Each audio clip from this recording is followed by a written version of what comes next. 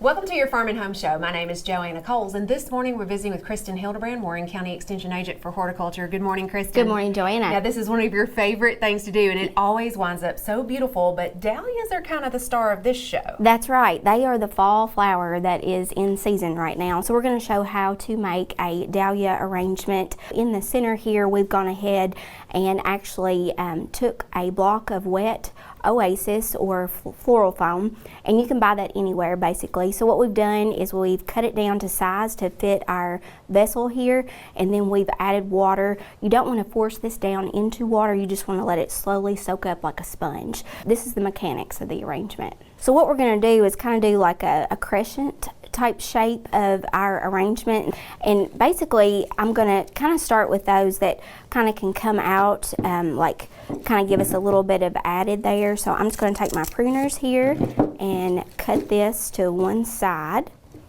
Now, Kristin, a lot of times if we're putting these in vases, we need to strip all the leaves off of these. Yes. But since you're doing an arrangement with this floral foam and water, is that necessarily what you have to do as well? No, you don't have to. I always try to use what I'm given in the arrangement, and the foliage is going to be an added benefit. But we're going to just kind of place these. Again, I'm just going to start here on this corner here. What we're doing here, Joanna, first is basically hiding our mechanics of our arrangement. Okay. So I'm going to start with that, and then just to give me a little bit of extra, you know, like we're going in this shape, I'm going to cut this, and then I'm going to place this kind of more on the upper end of our floral foam here.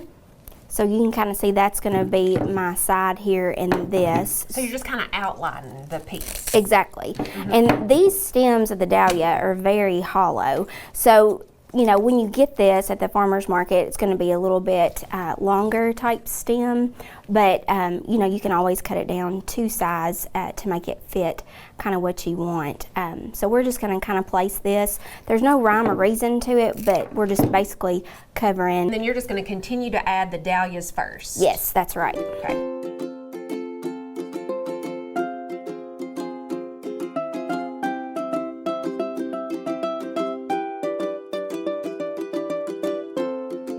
All right, Kristin, so you have all the dahlias placed.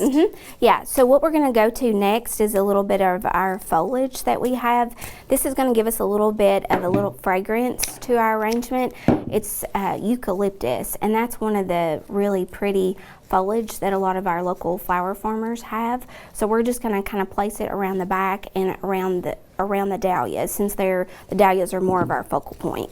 And one of the beauties about dahlias is they have a long vase life, or they have a long staying life. So this centerpiece, if you keep it well watered, should last quite a while. Yes, and if you'll add some water to it, you know, since it's the floral foam underneath, it should keep for a little while. So as long as you're doing that, it should keep for, you know, I would say a week to 2 weeks at the most, depending on how often you do that.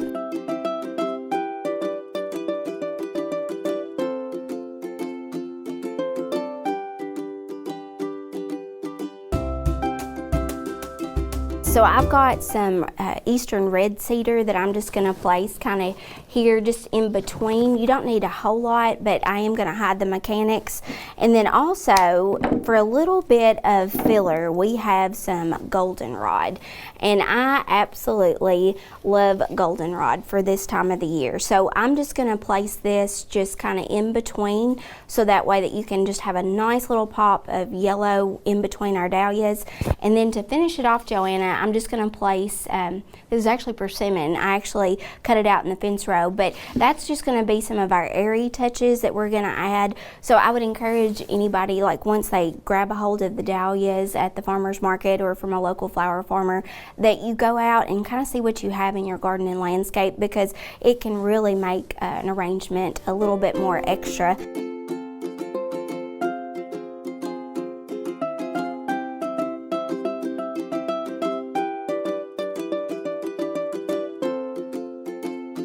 All right, Kristin, this is gorgeous, smells amazing, looks great, it's gonna last a week. So if anybody is interested in purchasing from a local flower farmer, I would just say get in contact with your local extension office. We are aware of some of those. Another great resource is to visit the Center for Crop Diversification website, and you can go to that commercial map there and you can find it based on your area. Have a great day.